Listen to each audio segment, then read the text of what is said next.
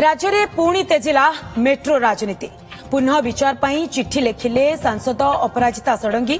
मुख्यमंत्री मोहन चरण माझी को सांसद अपराजिता षडंगी चिट्ठी जनसंख्या वृद्धि को दृष्टि रखी निष्पत्ति एवं पुनः विचार करने को चिट्ठी रे उल्लेख करिसेंती अपराजिता षडंगी।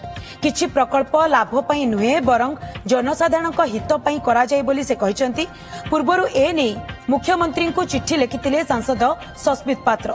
भुवनेश्वर मेयर सुलोचना दास मध्य भुवनेश्वर सहर को मेट्रो प्रकल्प दरकार बोली कहिथिले। मेट्रो प्रकल्प बंद नहीं कैबिनेट रे निष्पत्ति होइतिला। तेबे राज्य में पुणी तेजिला मेट्रो राजनीति पुनः विचार पर चिट्ठी लिखिले सांसद अपराजिता षडंगी। मुख्यमंत्री मोहन चरण माझी को सांसद अपराजिता षडंगी कर चिट्ठी जनसंख्या वृद्धि को दृष्टि रखी निष्पत्ति पुनः विचार करने को चिट्ठी रे से उल्लेख करिसेंती। किछि प्रकल्प लाभ पई नुहे बरं जनसाधारण हित पई करा जाय बोली से कहिसेंती। पूर्वरु ए मुख्यमंत्री को चिट्ठी लिखिथिले सांसद सस्मित पात्र। तेबे भुवनेश्वर मेयर सुलोचना दास मध्य भुवनेश्वर सहर को मेट्रो प्रकल्प दरकार बोली कहिथिले। मेट्रो प्रकल्प बंद नहीं कैबिनेट रे निष्पत्ति होइतिला।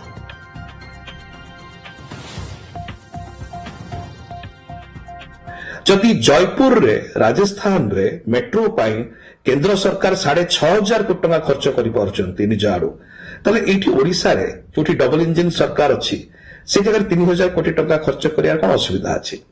एथि पाई बड़ प्रश्न होछि जो राज्य ओडिसा केंद्र सरकार को भारतीय जनता पार्टी को 21 मध्यरु 20 लोकसभा सांसद देले 220 सांसद जगह 240 सांसद हैला केंद्र सरकार कर